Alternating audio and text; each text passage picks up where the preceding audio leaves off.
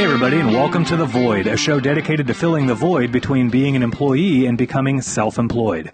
Most people refer to starting your own company as taking the leap, as if they're blindly jumping off a cliff and into the unknown. This show is here to help you understand that it doesn't have to be that way. As always, if you like what you're hearing on the show, please do us a favor and help share The Void with somebody else who might also be wanting to start their own company. We saw an opportunity to help others understand that self-employment is well within your reach, and just as our businesses have grown organically and by word of mouth, we want this show to grow the same way. So if you see somebody asking questions about starting their own service-based business, please do us a favor and drop them a link to the show. I'm your host, Mitch Smedley, and with me as always is David Hilton. Mitch. David. Second show in a row. Second show in a row. Yeah, we're recording 2 shows tonight. Yeah, a little lubricated now. Yeah. So this show might be a little interesting. I've only had a couple. Deeper into the sauce. I've only had one Busch Light. Yeah. Oh, and no, it's a full Busch. And here I am. Yeah, that's Busch Heavy. That's not Busch Light. Yeah, usually by now Dave would be in his truck, like halfway down the road by now. But those are the ones that we hand out on Halloween. Notice the orange camo? Busch Beer camo can. Yeah. I stole that out of Mitch's fridge. I've only had one. I shouldn't say that. Halloween comes around, we got like a bowl of candy for the kids, we got a cooler of beer for the adults. And now it's Christmas. We treat it like a little marketing thing where we put a Smedley Plumbing koozie on the beer and hand it to the adults. Have you noticed, have you ever gone through the Heinz ketchup during Halloween and it says tomato blood instead of tomato ketchup? What? Next time you're at Quick Trip, look at the ketchup they sell. It says tomato blood because it's left over from Halloween. Are you fucking kidding me? No, I mean, it's That's hilarious. Is That's that real? funny. Yeah, next time you go to Quick Trip, it'll say tomato blood. You know what? I haven't. So for the listeners of this show that don't know what Quick Trip is, that's the most popular gas station around the Kansas City area. So first off, if you don't have a Quick Trip, you're uncultured. You're shit. What's the one in Texas? Bucky's? Bucksies? Is it? It's Bucky's. Bucky's? I don't know how to pronounce it. Apparently, it's a pretty badass gas station. The show has taken a wild left turn, and we don't know what we're talking about. Austin's about to fall out of his chair over there because I mispronounced it. Bucky's. Mitch has a thing with his asses. Ohio State Buckeyes. He has a thing with his asses. It's like business. Bucksies. Does he? Yeah, he has his thing with the S's. His friend's so long, I don't know what he's talking about. Well, I ride in a van with, I don't hardly anymore, but I used to ride a van with him every day, so I would just hear his patterns, the way he pronounced the stuff. So what the fuck does he get paid for every day? Nothing. I sit at the house and do nothing. Yeah, it's like a welfare kid. Mm-hmm. Can I borrow him? I mean, I got shit at the house I can never do. He's busy doing nothing. I'm so busy. I'm taking him. He's coming over to my house. We're going to shoot. You know what? Maybe I'll do some guitar videos. You gonna chop wood? Do a couple things. No, I'm gonna make him cut my wood. There you go. I'll video him. Can we get a little more context for some of our viewers? Nah, you know what? Bring your wife in. Oh shit! I'll video whatever you need me to. Oh boy! Back on topic. Zoom. What are we talking about today, dude? I'm going to talk about 3 topics. Topic number 1 is going to be dealing with random failure. Okay. Topic number 2 is called Fuck Your New Year's Resolutions. And lots of primer on that one. I don't understand. Why are you so emphatic? And topic number 3, this is pulled out of David's own hat.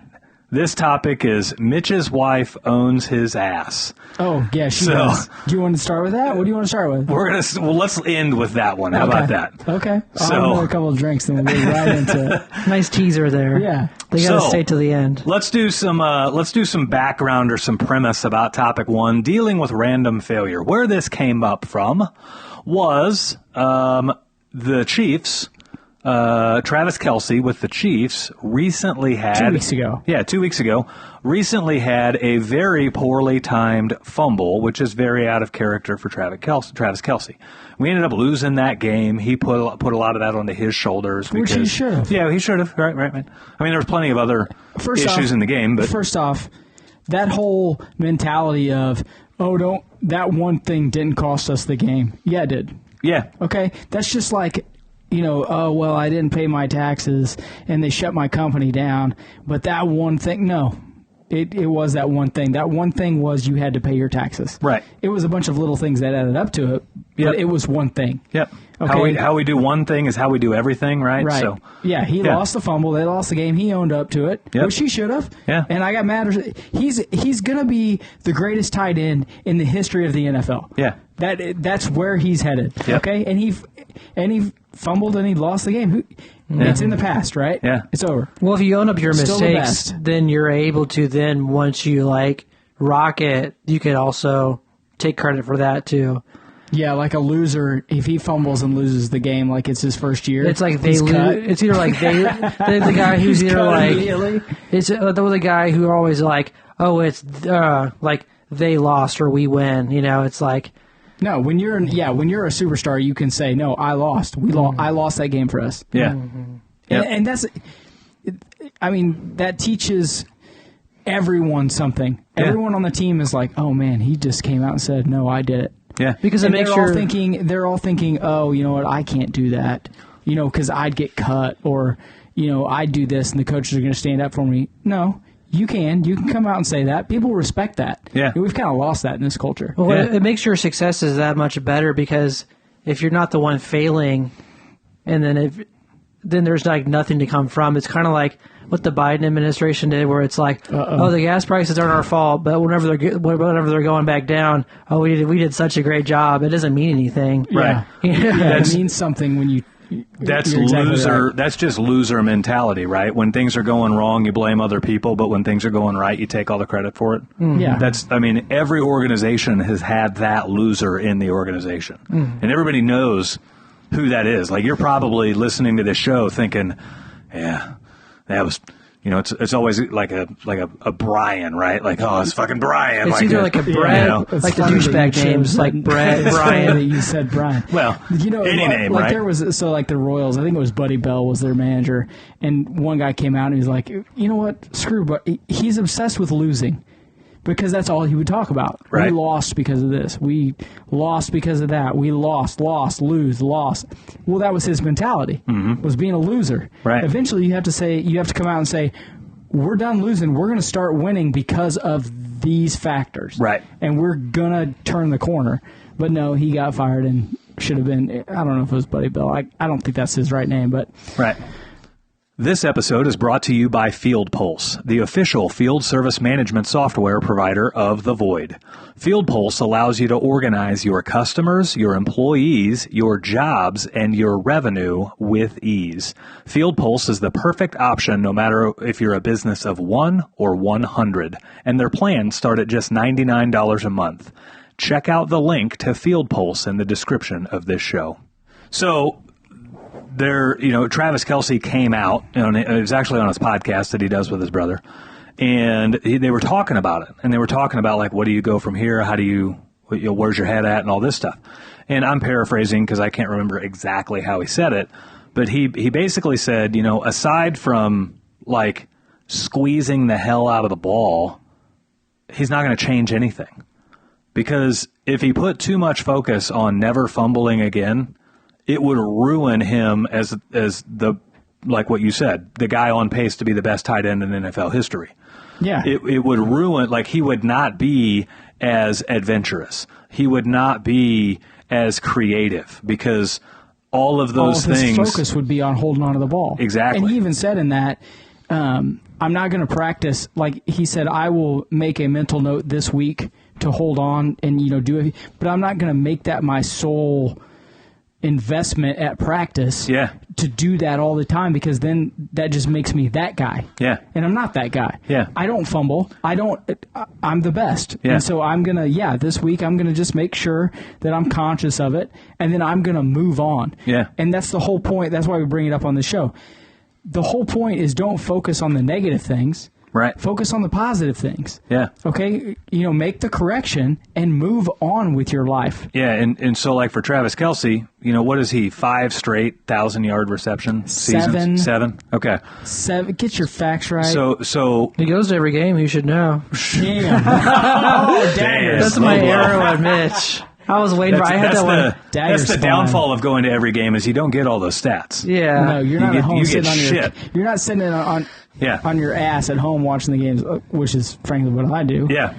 But, so, he's 7 straight 1,000-yard seasons. Okay. Yeah, I think that's what he's up to. So, if he puts his sole focus on never fumbling again, well, he might not have 1,000-yard seasons now. They might be 650 or 750 or 800-yard seasons. Yeah. But he won't fumble, right? Well, what's better? An 1,100-yard season where you fumbled once or a 600-yard season where you didn't fumble? I'll take the 1,100 every fucking time. Yeah. Right? So, and that's the mentality. Is don't let one mistake change who you are. Yeah. You know, if you're successful and you have one bad thing happen, you had one job where you flooded the kitchen and the basement dropped, right? Basement ceiling dropped. Don't let that become who you are. Right. Don't try to micromanage your guys so bad that doesn't happen again. Yeah. Just take it as an outlier and say, hey, look, this happened. Guys, we got to pay attention to what the fuck we're doing. Yeah. And just move on. Yeah, it's part of it. It's not going to happen every time that guy goes out to that house. It's just not. Right. And it's really hard to, especially when you're first in business, to not dwell on the negatives. Mm-hmm. You know, especially if it's in your first year and something really bad does happen. Yeah. Do not let that become who you are. Right. Right. And it's hard to mentally, differentiate yourself from, okay, that just is something that happened versus we did this. Right. Does that make sense? Yeah. There's a lot of people that, let me give you a prime example of like in our business, how dealing with random failure affects us. We are nearing the end of our relationship, so to speak, with our CRM or our field management software. And so I'm looking at other field management softwares to employ in our business. And I have a couple of hot button items that that I'm upset that our current CRM does not do. Well, foolish people would go into looking for a new CRM solely focused on, oh, you do these 3 things that my current one doesn't? Cool. I'm using you. Right? Right. Well, meanwhile, they may be flat missing missing the other 11 to 15 or 20 things that they love about their CRM that this new one might not do, right? So they may actually be stepping backwards. You might lose 11 to gain 3. Yeah, they're so focused on fixing this that they lose everything else, all these other features, right? And so one of the CRMs that we're looking at is Field Pulse, ironically, sponsor of this show. It's really cool, the conversations that I've had with them, because they know this is not going to be a fast process for me to switch. They know that we are a growing company and that I'm not making a decision for a CRM. Like, I'm going to make the decision for a CRM soon. However, I'm not going to make the decision based off of like last year's performance or this year's performance. I'm trying to make the CRM decision based off of where we're going to be in 4 or 5 years. Because switching CRMs is a pain in the ass, especially when you have a lot of customers and you have a lot of data that has to get migrated over. Yeah. And so a lot of times you got to enter that stuff one at a time. A lot of they don't just say, "Hey, let's make it easy for people to switch." No, they don't. They want you to be locked in. Yeah. So dealing with the transition and the migration of all that information and everything is one thing, but also making sure that I'm not so focused on the one random failure of one thing that I'm giving up the goat on everything else. You have to sit down and say, I like these 15 things. Yeah. Or what, you know what I mean? And it has to hit all of those buttons for you to switch. Yeah. Right? And as I've been on the phone with a couple of different CRMs. I've kind of got it narrowed down to 2 or 3 of them right now. One of them is Field Pulse. And Field Pulse is really cool and really accommodating. They're answering every question I have, but then they're also going next level. And I don't know if other people do this. I've told them flat out, like, I would love to come and sit down in person and get a hands-on. Like, it's one thing to get shown stuff over Zoom or Google Meetings or whatever. It's another thing to be clicking the keys and to get the hands-on experience with it. Yeah, because it's easy for someone to know where everything is at And make it look easy. And make it look easy. And right. then you're looking at it on your own, and it takes you 45 minutes because it's not user-friendly. Yeah. Right?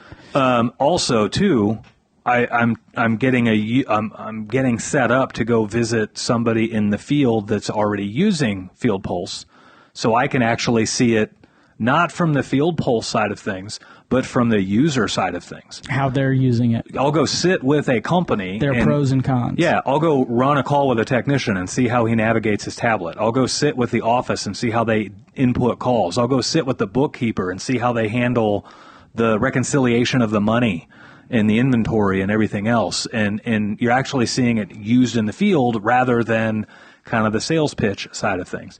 Right. And the neat thing is with Field Pulse, they're totally accommodating to all that.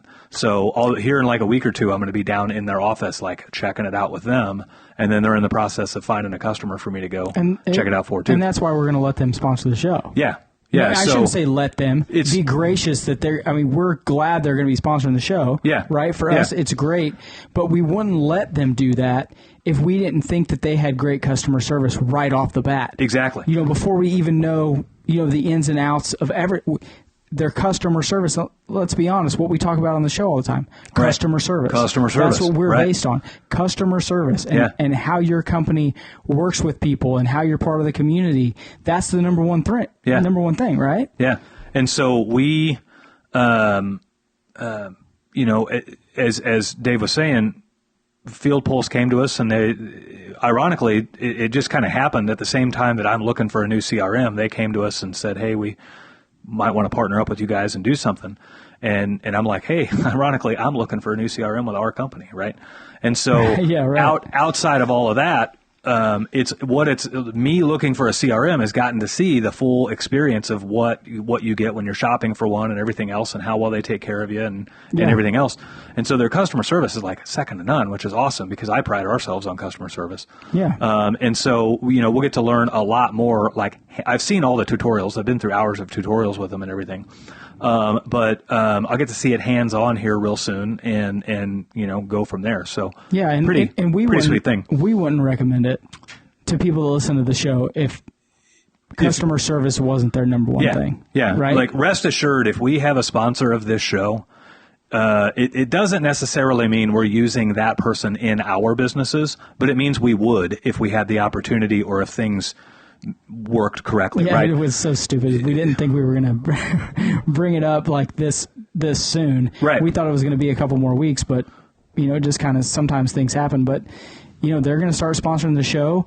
We're going to start giving out a link where listeners of the show can go and download it and start using it and asking us questions. And it's going to be a really great sponsorship for the next year, hopefully. Yeah, if you look in the description of this show on whatever platform you're listening on, whether it's YouTube or Spotify or Apple, if you go to that description, you'll find a link to Field Pulse in there. And if you want to check them out, feel free. The cool part about it is they don't extort you for money like a lot of the other guys do. Their programs start at $99 a month, which is... It's super cheap. That's super cheap. That's less than what I'm paying now. Now, to get their program at the level I need it, they charge per user. And so to get the program at the level I need don't they all charge per user now? Some don't. Some are like a flat fee. But it's up to so many users usually. Yeah, but you got to keep in mind, with a flat fee comes fixed results, right? Yeah. And so the ability to scale the price based on user is kind of really... Your better software is going to do that. Right. And we're not trying to turn this into a sales show. But gosh, no. It kind of went that way. I don't know what happened. So Mitch is in charge. So if you don't like it, just send him emails and say, Mitch, what are you doing? It's how to correlate dealing with random failure with real stuff in business. Right. And I've got a couple of very regular failures with our CRM, and then it's caused me to want to fix. And so in shopping for that, I'm keeping my eyes open to make sure I don't lose all of the other things I'm kind of taking for granted. Right. So topic number 2. What do you got? Surprise me. Fuck New Year's resolutions. Oh, yeah. Dave and I disagree on this topic, but here we are getting towards the end of the year, and people are, kind of thinking, oh, what's going to be my New Year's resolution?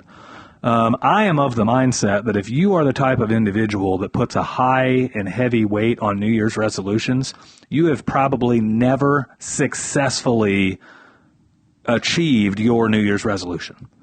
I was having a conversation with. I bet the failure rate's like 85%. Yeah, probably. I was having a conversation with somebody the other day, and they were talking about, I just can't wait for the new year to get here because I'm going to start this new thing and it's going to be perfect. And they're like literally the only thing that's keeping them from starting now is the fact that they want it to be their New Year's resolution. And I'm like, really? Whatever problem you're trying to solve, if you're like, I'm going to wait 3 weeks and then I'm going to get on it, that problem probably isn't that big of a problem to you, for one. Or for two, you're just really lazy. Like the idea that you would wait to start something, if it's that important for you to start, why wouldn't you start right now? Mm-hmm. Let's say it's quitting smoking. That's probably like quitting smoking and losing weight are probably the two most popular New Year's resolutions, right? Probably. Or getting out of debt. Quit drinking. Which ironically, I'm not a quitter. Yeah. Ironically, like let's say the debt one, right? I'm going to get out of debt starting January 1st, but right now I'm financing Christmas. It's all on credit cards. You know what I mean? Like, the timing of that's horrible. That's totally different. That's like you're using it as an excuse to negate what you're going to do later. Yeah, I'm going to have it as my New Year's resolution so I can fuck on away. It's kind of like I'm going to quit cheating on my wife right after Christmas. Yeah. Well, it's kind of like not for yourself too, because you're not even giving yourself the running start. It's like I'm going to skydive it before I'm going to shove this whole 10-inch pizza in my face before I jump out of the plane. Right. Yeah. And my disagreement is, I think that a lot of people, like for myself, and I don't know if I've ever even made like a New Year's resolution, but I've made tons of resolutions and things I've done when I've said, okay, at the first of the month, I'm gonna start doing this. Yeah. And I've done it. Yep. You know what I mean? And for me, it's not so much that I'm using it as an excuse to get there. I will say it is probably part of the mental preparation for me to get there. Like, I don't ever make a snap decision one way or the other. Right. Like, I usually have to think about something. So if it's the middle of the month and I'm thinking, okay, next month I'm not going to spend any money on this, or I'm not going to do this. It's like until I get to the first of the month, I'm preparing myself to, hey, okay, so at this point, I'm going to start. Yeah. And I'm not trying to get away with anything until then. It's just I'm getting ready, and then when that starts, I can be full bore go. Yeah. And I think that is kind of what the New Year's resolution is supposed to be. But like Mitch said, that most people are using it as an excuse to do bad things during November and December, and then they're going to, quote unquote, straighten up their attitude, but they're literally using it as an excuse. But like for me personally, if I told Mitch, at the beginning of the year, January 1, dude, I'm going to start working out again and I'm going to be yoked, I would do it. Like, that's just my mentality. You know what I mean? I would say, I'm going to do it. Why not start tomorrow? You know what I mean? Like, because what I just said, it takes me. And I'll give you another example of this. I have to mentally prepare myself for things. I don't know if it's the way I was raised. I don't know if it's the way I am. I don't know what like in the mornings when I wake up, it takes me, like most people, like Mitch wakes up and I bet in 20 minutes he's full bore. You know what? I said I have poor choice of words. Quarter of that. But no, he has to take pills, so he has Pills? What pill? I take no pills. I meant. I'm like the liver king. I'm all natural, buddy. I don't even know what to say. I meant mentally, he wakes up and in 15 or 20 minutes, he's ready to go, like work-wise. Oh, yeah. Like he's dressed. He's raring to go. If people aren't answering the phone, he's like, hey, what the hell? I'm up. Everybody else should be up. Yep. When I wake up in the morning, it literally, until I am at full ready to just destroy everybody, it takes me a good hour and a half. I'm serious. You're suicidal for the first hour. I'm not only... You're neutral for the next half hour. I'm not suicidal. I'm killing everybody else in a mile radius. You're suicide bomber. And then I'm suicidal after that. And that's just... And I don't know... Listen, I wish that when I got up, I was just like in the best mood ever, and I was just ready to go in 20 minutes. But I'm not. I mean, it's just... I don't know what it is. Yeah. I've never been able to figure it out. I've tried everything. And that being said, I still wake up at 5:15, despite the fact that if anyone approached me other than my wife, I would kill them. There would be blood fucking everywhere. And I still do it. Your poor daughter. I'm mentally, she doesn't go until 7:30. I'm mentally strong enough to be like, okay, I have to do it. I know I have to do it to be successful. I'm going to get up and do it. Right. But that doesn't mean I'm ready to do it. Yeah. But so for personal things, for personal growth, for personal projects, a lot of the time I will say, like even in the springtime, I'll say, you know, if I'm thinking I'm going to plant some trees this year, I don't start right then. I think, okay, on this day, I'm going to start. I'm going to start May 1st. Does that mean I have to go out and get the trees May 1st? No, that means I got to go out and get the trees before May 1st. So some of that, so that I'm prepared, and on that day, just that's how everything in my life works. Yeah, some of that comes down to like physical timelines, right? You can't plant trees in February. I mean, it just doesn't make sense. That's an excuse. Of what you're just trying to invalidate my point. I could have said June. It doesn't matter. You can plant trees fucking whenever. Yeah, there are some things that you do have to wait for a time of the year to do, right? Right. You missed my point. No, I get it. Do you? Yeah, you need. Now, I will say you have an incredibly successful track record of achieving things that you've set your mind out to. Yeah. You don't fail on resolutions, right? No. So it does mean something a little bit different to you. Yes, you also said you've never set like a New Year's resolution. No, right? I haven't. No, so I haven't. I guess what I'm speaking to is the heart of the individual and the mind of the individual who thinks there's something magical about January 1st.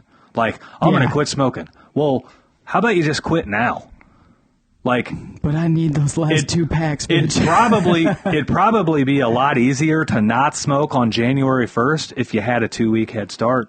That you could cut down? Right. It'd probably be a lot easier to quit drinking on New Year's, to say I'm not going to drink on New Year's Day if you didn't even have to worry about drinking on New Year's Eve. Wish I had a beer that would. Well, right? Well, in China, if you're in China, you got to wait till March. Yeah.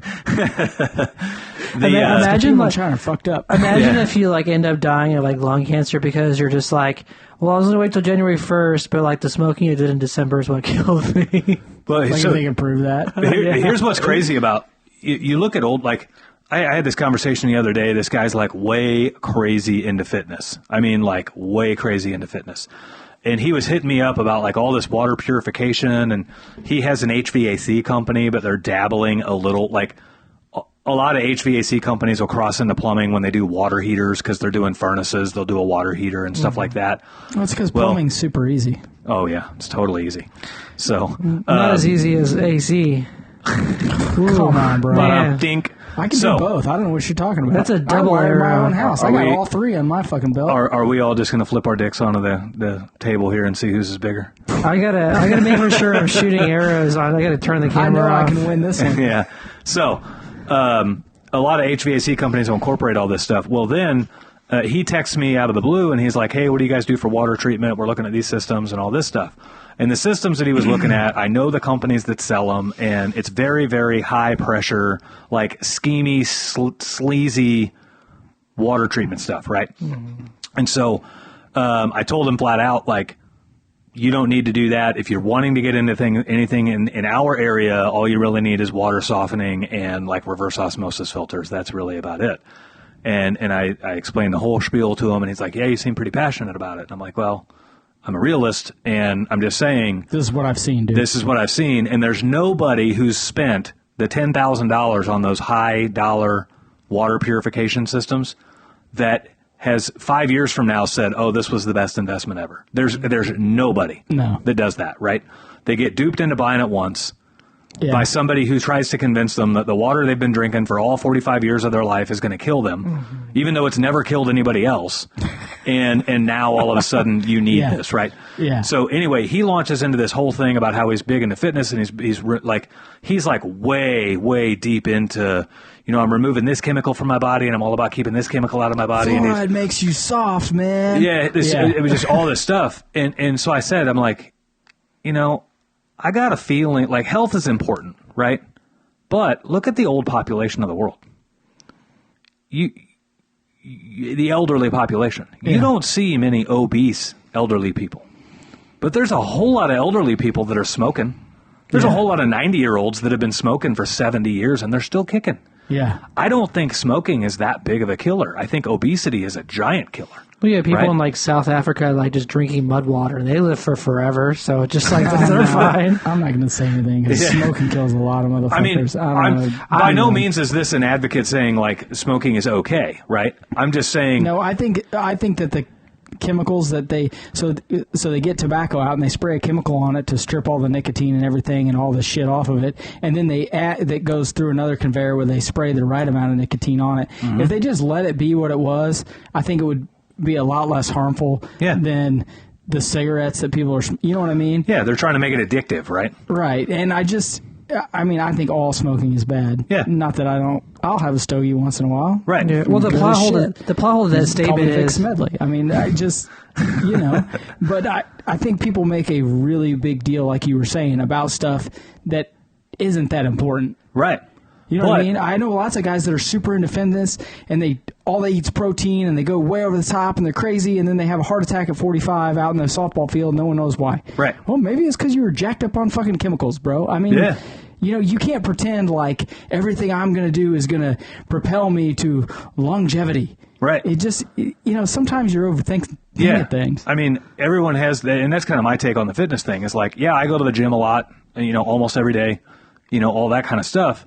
But I do that almost more for my mind than anything else. Like, totally. It's good to stay physically fit and active and all that stuff. But like the mental benefits are I'm not out there trying to look like the Liver King. I'm not out there, trying to look like the Rock. Did you see that Liver King got busted for testosterone? And that's what so like when UFC was first starting to get big, and Chuck Liddell was fighting Tito Ortiz. Like when you looked at Chuck Liddell, like he just looked like a regular dude. Yeah. And then Tito Ortiz looked like he was some kind of jacked mammoth, huge giant beast. And Chuck Liddell knocked his ass out in like 30 seconds. Yeah. Because toughness has nothing to do with the muscle mass. Precision.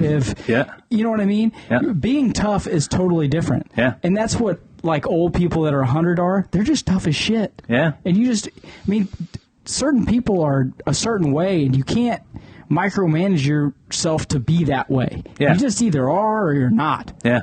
What's funny about the whole Liver King thing is... So dumb. That dude is... First off, I have mad respect for that guy because he's fucking huge. Yeah. I mean, do you know what kind of dedication it takes to take that kind of steroids and to work out? Even if he is taking steroids, I mean, that is still a huge dedication. Yeah. That guy was huge. He probably could have made a lot more money selling steroids than to trying to sell his whole diet plan bullshit. Yeah, he could have come out and been like, hey, take steroids because this is what the happens. result. Right. Look, I'm fucking huge. Yeah. Well, this kind of shows like there's merit in like being able to enjoy something but not feeling like you have to go all the way extreme. Yeah. I feel like it's just... A lot of times it gets ruined when you go to the extreme. Yeah, and it's just like with the health thing and with 100% with anything. I went to go in college that he was this way with like material things is he had to have the best thing in every category. And I found out in life that you kind of have to choose your three things you go to the deep end with and everything else. Like he had to have the best TV, the best guitar, the best shoes. And just like you can only have so many categories to go far in. You can have anything you want, but you can't have everything. Right? Yeah. Like I know, like it's the guy that has, so he buys his wife a BMW every 3 years, and he has a BMW, and then he has an airplane, and then he's got to buy the best of the best all the time, and then he has to sell his $130,000 house to build a new house, and for 10 years literally he's been doing this, and now he's got to build a Cracker Jack box in a subdivision somewhere because he spent all his money on shit that wasn't important. And the shit that was important was the house that you wanted to build 15 years ago. But, man, we just couldn't ever save up to build that house. Right. Well, why? Because you bought two new BMWs every 5 years. And, you had to have, the best of the best of everything. Right. And instead, you should have been spending your money on that house first, which was an investment. And then who cares? Right. I say this on the show all the time. I drive a 12-year-old Silverado with 160,000 miles on it. Who cares? Yeah. It gets me where I need to go. Right. You know, my wife, we bought a used 2018 Traverse. Who cares? Yeah. They're just getting us to where we need to go. Right. The real money is invested in retirement, is invested in our home. You know, who cares what anyone thinks about the shit that you have? The real money is financial matter. freedom. Right. Yeah. We talk about it all the time. I feel like sometimes we're just beating the dumbest shit into people's head over and over and over again. But it's the truth. Yeah. You do not need to drive around a $100,000 F-450 dually King Ranch 4-door truck.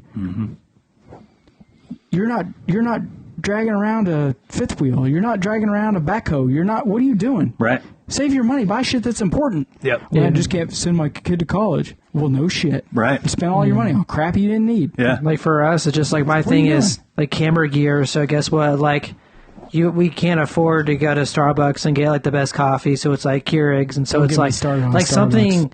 If you want to pursue anything in any capacity, like something has to give. You know, it's like for me, it's like church, family, and my wife, like, and then like filmmaking, and anything else is like.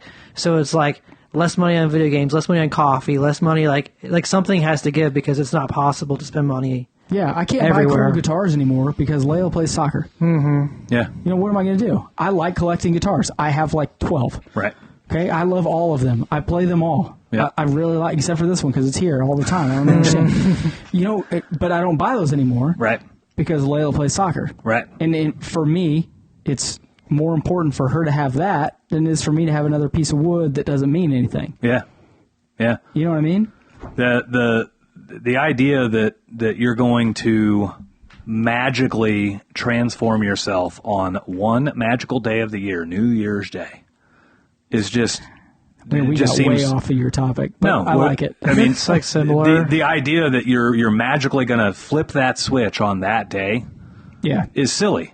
And then that drives the point, like we started out talking with, that you almost are cheating yourself until that day. You're 100% cheating yourself I'm until going to that smoke day. extra until that day, or I'm going to drink more until that day, or Yeah, I'm well- going to get smashed drunk on New Year's Eve, but then by the time midnight rolls around, I'm putting the bottle down and I'm never going to have another one. Well, this goes back to what you were talking about a couple weeks ago.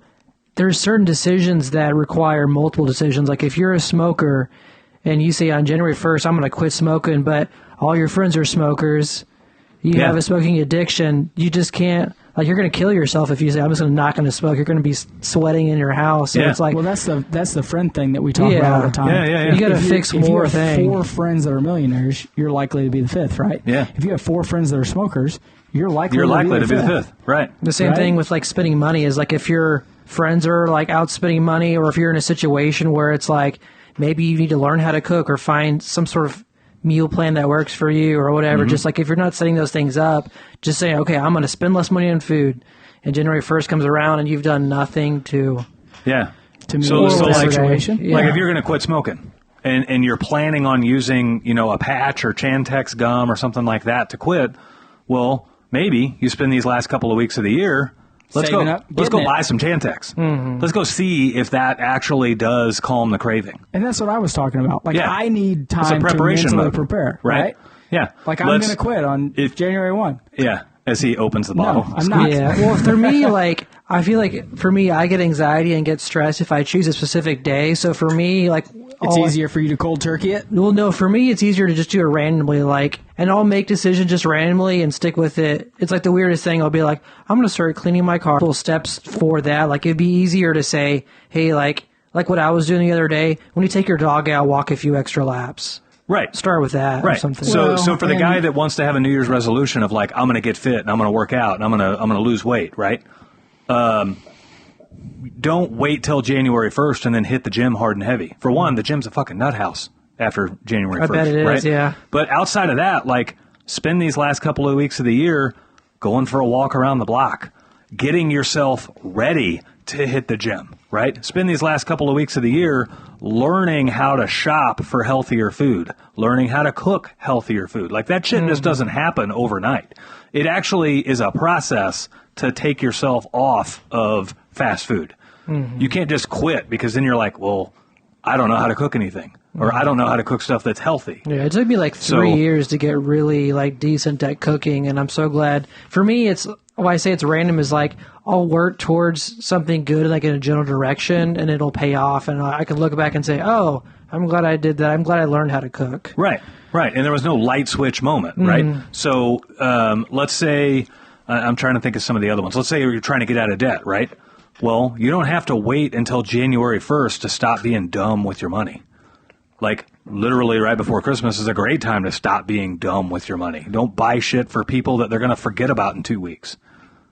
I mean, it's that simple. If that happens to me, I'm going to be really pissed. Like, that's like the ultimate test. If she forgets in 2 weeks, I'm going to be really pissed. That's the ultimate test. Like, if you could say no to some things in December financially wise, then that's like that's the hardest month that you've got. You know what I'm saying? It's Right. like, Yeah, right? Right. So the idea that we place all this importance on one freaking day of the year as if it's any different than any other day in the year is just absolutely asinine. Like, I don't have any idea how this comes to be as like some cultural norm that people accept. Like, oh, that's going to be your news. You're going to quit drinking? Cool. Or you're going to drink it up tonight though, right? Like, Fuck yeah, dog. Like, like I'm going to drink it up tonight for the next 2 months. People embrace it. Like, well, come out with us on New Year's Eve because you can't drink on New Year's Day. Like, the real problem is people are enablers. Yeah. So if I go to Mitch and I say, and Mitch and I are drinking buddies, I'm in like serious drinking buddies. We go out 2 or 3 nights a week. We have some drinks and go home. That's our ritual. And I go to him and I say, Mitch, we're going to stop. Well, of course he's going to say, well, let's drink it up because he doesn't want me to quit. Right. Because we're friends. And for him, that's an escape. And that's people are naturally enablers. It's just there's something inherent in your nature.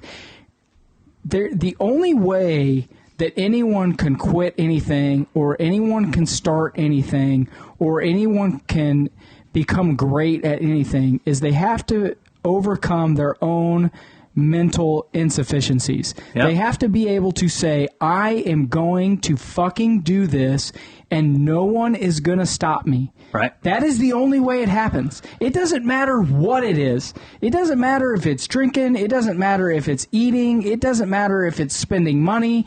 It doesn't matter if it's not going to church. It doesn't matter if it's going to too much.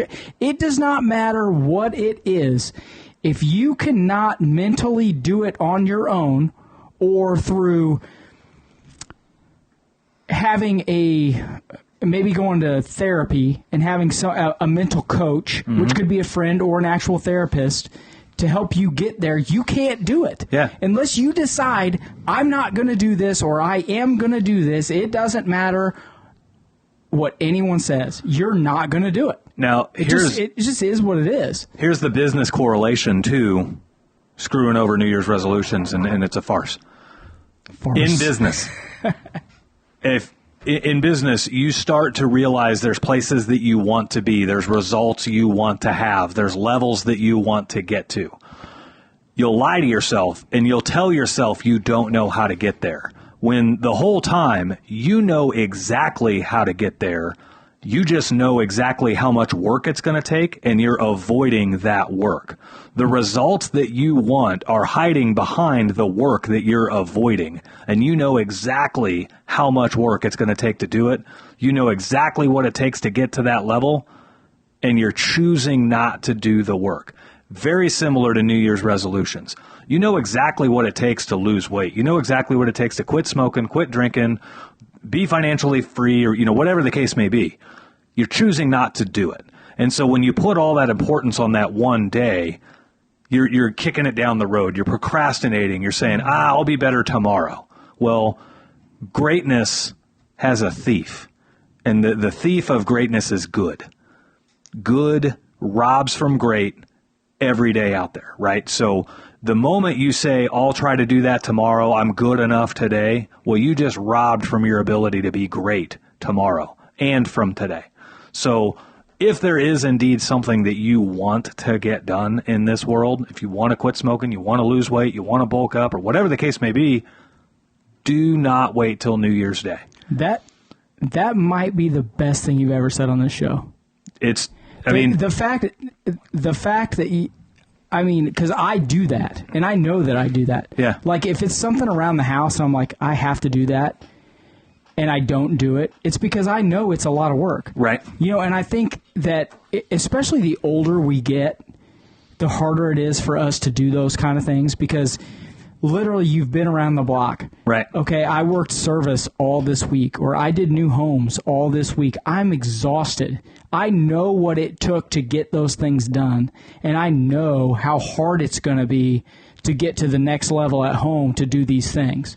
So you don't do them. Right. You know what I mean? It's almost like the smarter you get, the less work you want to do. Right. Because you know how hard it was to get those things done. That's why I think a lot of, I'm going to go political just for a second, you know, all of these, the Republican Party is now the part of the working class. Mm-hmm. You know, and all these people are like, oh, well, would you just need to pay a little more taxes for this? And you need to pay a little more taxes for that.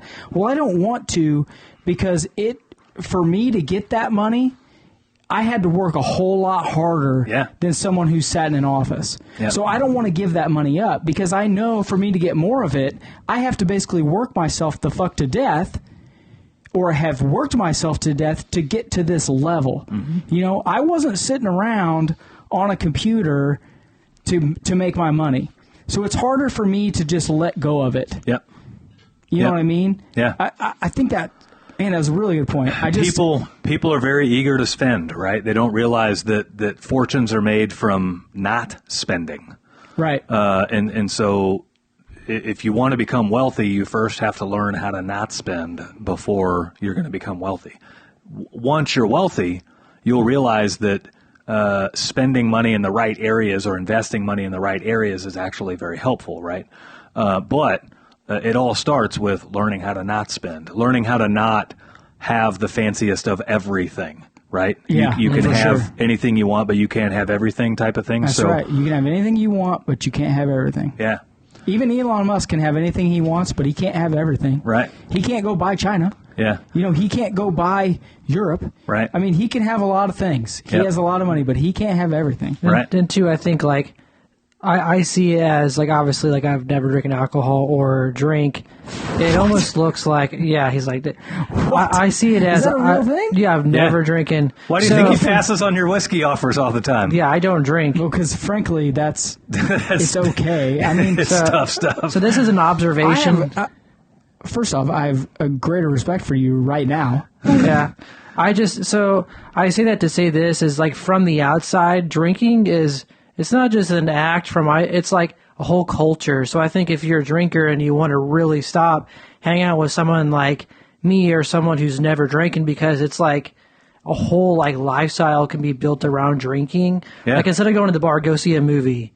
Instead of like going out for beer, like learn to cook something or like go out for lunch. And so it's like, for me, my lifestyle is like way different than a drinker, not because he drinks and I don't, because it's just like, he goes to places that I don't, you know. Yeah, you get that far into it, and the only way in your mind, the only way fun happens is with a bottle in your hand. Right. Whereas you need to hang around with somebody who has figured out a way to have fun without drinking. Yeah, it's like go see a movie, go ice skate. You know? And there are people that are like that. Yeah. Like I haven't been out to a bar and we were talking about that with. I don't even know the last time. It was probably with me. Well, it's the weirdest thing ever. Yeah. Like we went out to 801 Chop House and like.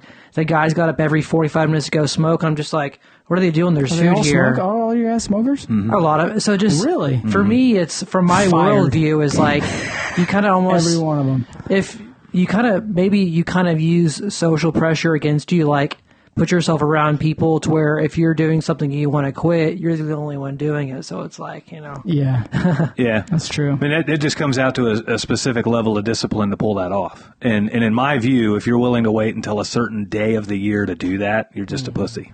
That's just the way I look at it. Like, I'm going to wait and do it that day. Well, you're just procrastinating. Well, and you're I do just that a all wuss. the time.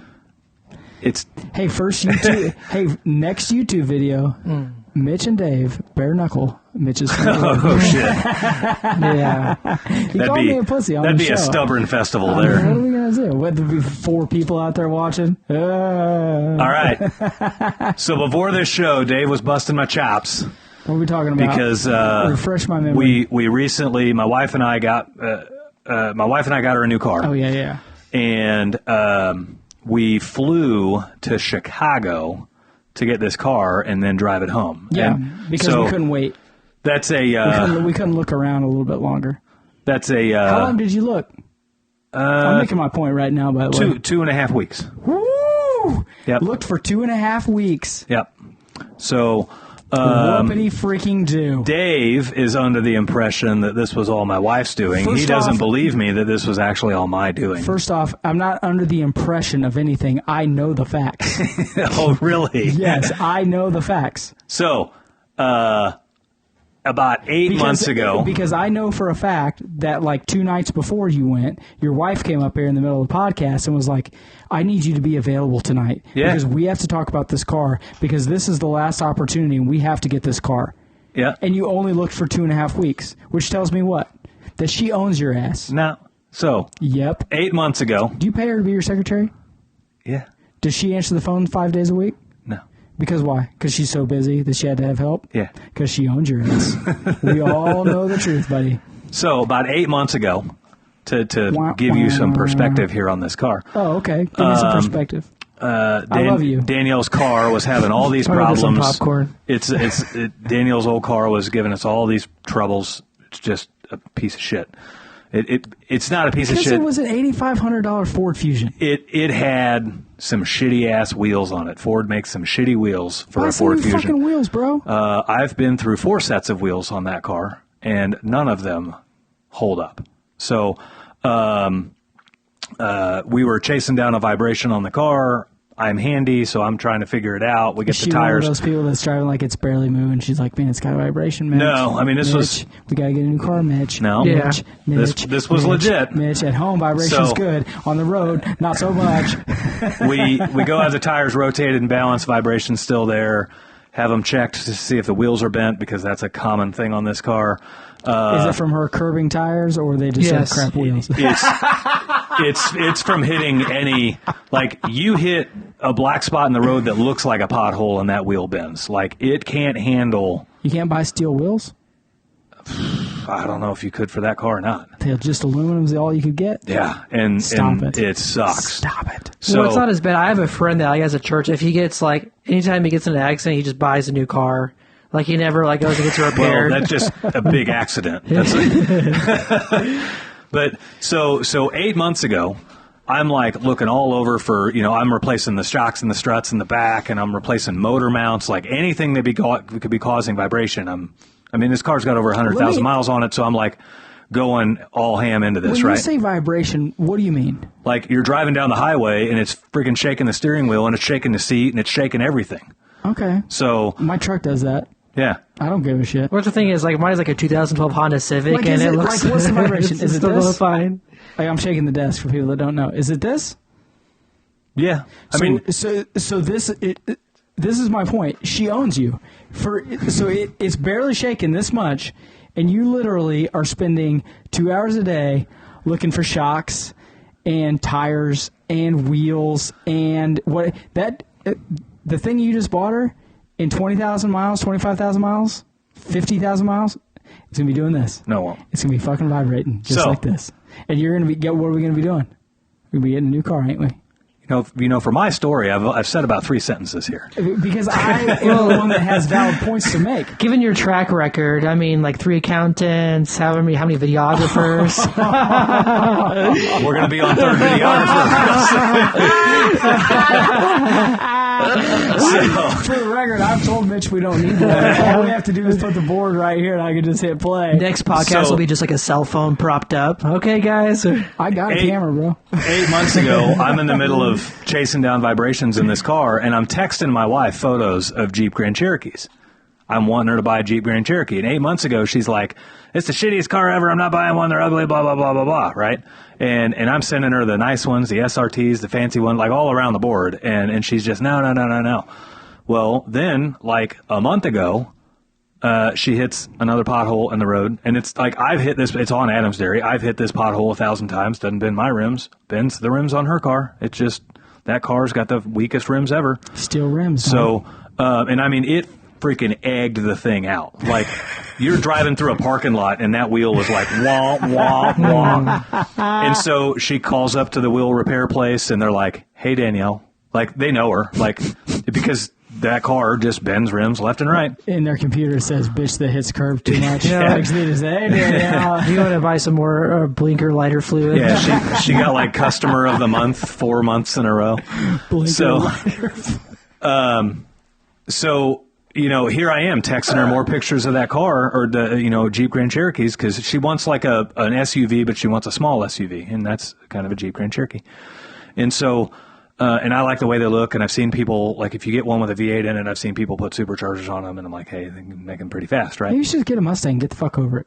No, she does not want a Mustang. I meant for you, dude. Oh, no. Okay. So anyway, a couple of weeks ago, I'm like, we're going to sell your car. Like, I'm just tired of it. We've had it for 9 years. We're going to sell your car. So we've had it since it was brand new, but we're going to sell it. So I put up a post on my Facebook saying, hey, we're thinking about selling Danielle's car. Within 5 minutes, there were 3 people that wanted to come look at it. And within 5 hours, it was sold and we had cash in hand. Wow. And I'm like, crap, my wife doesn't have a car now. Yeah, she does. She has your Well, she has my truck. Right. Yeah. And so my wife would have just been like, I'm taking the F-150. You got to find something else. Check those wheels. Check those wheels. Every time you pull in the car in the garage. That car, you're not going to bend them on that. Those 2 wheels and tires are so freaking... She would find a way. No. No, on the truck? Yeah, it ain't going to happen on the truck. Not on the truck, no. No. You'd break a wheel before you bent one. Yeah. But if you broke one, it'd be you had to do something serious. So finally, she comes around on this Jeep Grand Cherokee idea, and I'm like, yes, cool. And so I wanted her to get like one of the fast ones so that I could have fun with it too. And so we started looking at the SRT, and we find one that's here in Overland Park. It's 40 minutes from our house. We go look at it, salvage title. Thing's been rode hard, put away wet. It's trashed. These SRTs are not all that common, right? We find one just outside of St. Louis, 4 hours away. Salvage title. Thing's brand new. It's a 2021. It's got like 10,000 miles on it. Salvage title. Oh, St. Louis. I'm like, my gosh, right? So we find another one in South Missouri. Jeep Grand Cherokee, SRT, let's see, that one was like a 2019 with like 30,000 miles on it or something like that. And nowhere in the ad or anything, salvage title. So I'm like, hey, cool. We contact our bank, make sure we can, you know, get a better rate on the bank loan and all that stuff. So we contact the bank, go that route, and everything's approved. We're all good to go. I call the guy who's selling it. He works for a dealership. I say, I need you to send me a fax over, or a fax. Send me an email over of a scanned copy of the front and back of the title. Sends it over, salvage title. And I'm like, when were you going to tell me this was a salvage title? Oh, it clearly says that on our website. And I'm like, well, it didn't say it on the website I saw the ad on, which was like, ironically, like Carfax.com. Ouch. Yeah. And so that deal fell through. So literally the closest one we could find. 2.5 weeks is a long time to wait. I'm surprised you waited that long. It's just a long time. The closest one. I know, it's just a really long time. Okay. I mean, that's like 2 years. Just waiting to get that car. Yeah. Man, it just took forever. Well, when you're looking for 2.5 whole weeks. A Jeep Grand Cherokee SRT with low miles that's not trashed and that doesn't have a salvage title and that's white, now you're pretty limited on your options, right? Should we have maybe bought the car before we sold the other car? Yeah, maybe.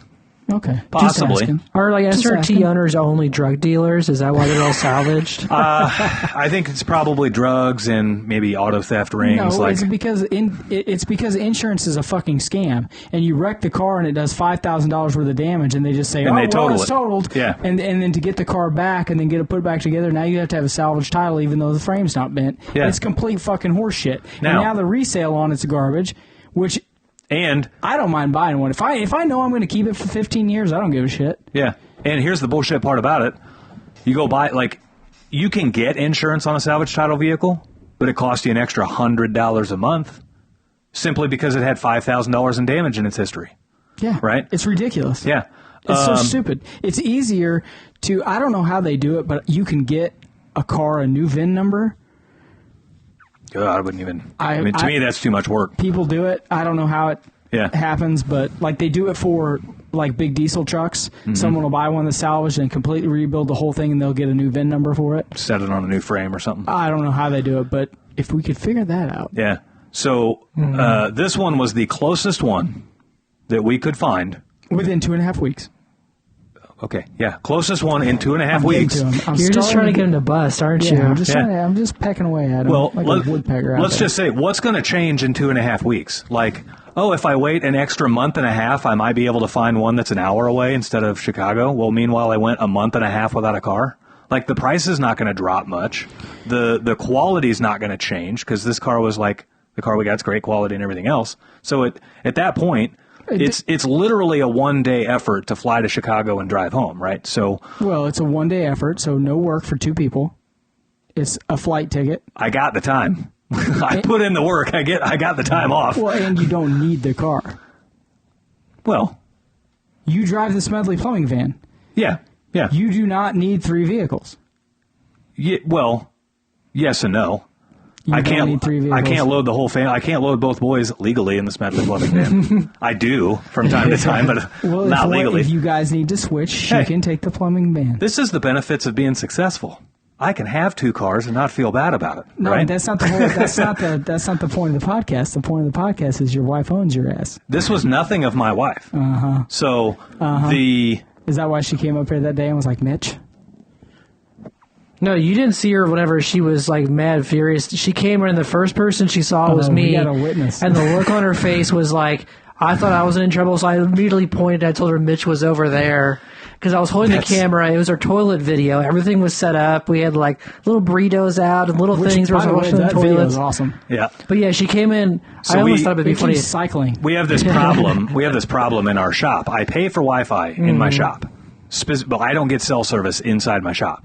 It's a metal building. Of course you don't. Yeah. I don't get it in my barn at home. It just doesn't work. I pay for Wi-Fi once in a while, but it usually just doesn't work. I got a Wi-Fi router in my shop. Pay for Wi-Fi specifically so that I can have cell service in the shop. Doesn't right? work that way. Half the time, you have to reset the Wi-Fi router to get cell phone service. Just doesn't work. And so I'll be in the shop for hours on end, and Danielle can't get a hold of me. And she was having, it was like one of those days where everything hits the fan at work. And so she drives to the shop, hits a pothole on the way, bends her rim, and then hands me the fire that she was trying to put out, right? Yeah, well, the thing is, too, in the heat of the moment, no explanation would suffice. Like, we could have said that we had just got done, like, saving someone from getting an abortion. Or like delivering 8 babies from a burning bus. Yeah, and it should have been like, I was on the phones all day, and I hit a pothole, and nothing would have worked. You guys make her sound to be like the worst ever. Well, I just know you didn't see the look on the worst ever, but you cave. Whenever you just cave. No, this has nothing to do with caving. You cave. I sold her car out from under her. I caved. As soon as I saw her face, I caved. I pointed. I'm like, Mitch is over there. Because she came in and like you could tell like anything in her path was about to just get violated in front of her. She will go RBF and just everything's over. Yeah, I mean everything's over. It's over. You think I cave? I got what I've been working for 8 months. I got the fast Jeep SRT. So, I'm not buying for 1 second. And I'll be honest with you, if you think that had to be all her for me to get the fast Jeep SRT, then great. Yeah, go ahead and keep believing that was all her. Keep believing it because I got the cool Jeep SRT. Mr. 4D chess player over here. I mean, you keep thinking that all you want. I knew it from the beginning 2 years ago. Is my plan. I knew that I would beat you eventually. Yeah. Poor Mitch. 4D underwater chess. I'll let you keep thinking it. It's okay. So it helps them get to bed at night. And me. So now that you've heard a whole lot more about my life than you probably ever want to. That actually wasn't the most revealing thing I've ever heard. No, well, that's good. Probably not. Yeah, that's actually probably like one of the probably more PG. That rash that's next to my left nut that's the most revealing thing. Is that a rash or a herpes? Did you ever tell the story of this? This is totally off topic. That guy's house you went into and you found feminine products in his toilet, and his wife actually didn't do that. Yeah, so that's brutal. This was when I was working for somebody else. We got a call for a clogged toilet. toilet. I bring that up all the time to tell people. I'm like, dude, you want to hear something fucked up? Yeah. Dude. Like when they say something, man, I had a toilet or I had this at the house, I'm like, you want to hear the most fucked up thing ever? Dude, I tell them that story. I told my wife that and she just her mouth open. Like it's just like, oh. So we get a call for a customer. It's the wife. She calls up and she says, I've just come back from out of town. My toilet's clogged. and I got to get ready for work, right? It's urgent for her. And so we had an opening. We got right over there. And I go over there and auger her toilet, and I pull back a wad of feminine products and condoms. And I always try to be discreet about it, so I have my gloves on, and I grab them off the end of the auger with my gloves. Throw them in the trash, right? Yeah. And so I grab them off the end of the auger with my gloves, and I flip my glove inside out, and she was like, what was on there? What was clogging it? And I'm like, you don't want to see it, you know. And she's like, well, I want to know what was clogging it. And I'm like, well, you might not want to be flushing feminine products and condoms down the toilet. They got stuck in there. And she stops, and she goes, I don't use feminine products, and we don't use condoms. And the husband is like awkwardly backing out of the door. Keep in mind, she just got home from like a business trip, right? Yeah. And so my awkward ass, I'm like, well, I'm going to go up and fill out an invoice and come back in. Like, it hadn't all quite hit me yet, you know? No, so, you're just in mode. You're just in plumbing mode. Yeah. Well, that's just Mitch, too. Like, just that it's going to hit here in a second. Yeah, so I go out and get all the invoice prepped up and everything else, and I come back in, and they're having, like, a stare down, right? I have no doubt that there was one hell of a lawn sale going on at that house that day. Like, or all like his shit was out in the front. You come back next month, and it's like a family first call. Yeah, exactly. A charity call. So. You spawned a family first call that day. Shoot, Austin just this afternoon heard a story about one of the worst interviews I ever had. Oh yeah, shut that motherfucker down. This guy, he's applying for us, and he's got check mark that he was a prior felon on his application. And you can't discriminate against felons. However, there are certain jobs that they can and can't do, right? Yeah, so you can ask them, what was your felony? Yeah, and so because if they're a sex offender, they can't go to the they can't go to the preschool, right? When you have a call, so you have to be able to ask them that. Yeah, and so I asked him, what can you elaborate on the nature of your felony? And he goes, well, do I have to? And I'm like, well, let's just be honest. If it has anything to do with like robbery or theft, well, I can't employ you at all because we're going into people's homes, right? And he says, well, the courts will tell you I pushed her, but I swear the bitch jumped out of the car. You're hired, bro. And that interview ended promptly. Like, oh my gosh. If he ever gets tired of Danielle, hey, can you ride along with so-and-so today? Yeah. I don't know why you didn't hire him. What if she did jump? You don't know. He pushed a woman out of a moving car. I'm sorry. That's a mentally unstable individual. We're going to use you for like our mail delivery service. I think you mean a mentally stable male who had enough shit. Let me guess. Did she have red hair? I guarantee she had red hair. He had enough. I say that as my dad's a redhead, my brother's a redhead, my brother-in-law's a redhead. They're all crazy as hell. Yeah. If you have red hair, you're crazy. I'm married to one. I know firsthand. Yeah. Well, the whole point of this fucking half of this episode. Well, if you want to keep thinking she runs it, then go ahead. She does. Well, you're passive aggressive, and she's crazy, and somehow it works. I don't get it. Imagine like if it just is what it is. Imagine if like a certain felony charge would actually help you out in work. Like the whole pushing out of the car. That's like a pizza delivery person. Yeah, like possession with the intent to distribute. That is one hell of a salesman. You are hired. Yeah, hire that person. What'd you sell, man? I moved 4 pounds of weed a week. Sold, bitch. You're on. Sign up. Yep. Let's talk about your people skills. You got them. Let's talk about. What's funny is that's legal now. So you can't accept cash, but you're in. When I worked at McDonald's, there was a lady that was a recovering like meth, either like meth or cocaine meth addict. And our manager, our own GM, loved her and kept her in the drive-thru because she moved cars. Yeah. So they're already sped up. Mm-hmm. Like, hey, I mean, we'll use you. Well, I think that wraps it up for the show. That's discrimination. Is it? I don't know. Dude, you get your burger faster. Yeah. Preach.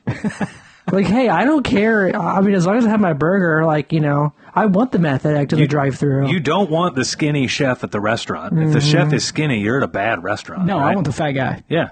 I want the guy that's tasting everything. If you go to a Chinese buffet, you want your Chinese people doing it. You don't want the Mexicans in the back. Yeah, it's like getting that attacked. That is racist as shit. Yeah, he's going to have to bleep that out. Yeah, probably. Well, you can't say that. What are you doing? I just don't understand why all Chinese restaurants are conveniently located next to a pet store. It's weird. Leftover dog's delicious. Well, I say that because you go to Chinatown and all the people you see are Hispanic. Did you ever watch The Patriot? Yeah. They get those dogs, and they're like, what are we going to do with them? Let's eat them. Yeah. The guy freaks out, and he's like, no, dog's a good meal. What are you talking about? That's good meat. Yeah. So. Dude, you got to eat. And it's cold. That dog's dead. Mm-hmm. I'm skinning that bro up. Well, I went to the food safety course for like when I used to work at Quick Trip, and they showed like the behind the scenes of like some of the Chinese restaurants, and they have like full on apartments with like a pet, and they're just like living back there, and like, yeah, you can't. That happens here. Live in the back of these restaurants. No, that happens here all the time. Mm-hmm. You go into a Chinese restaurant, there's going to be a back room with a bed in it. There's like a middle school girl who's like doing her homework, like in between, like taking orders and like babysitting her like 3 younger brothers. Yeah, and she's smarter than half the kids that go to our schools. Mm-hmm. Yeah.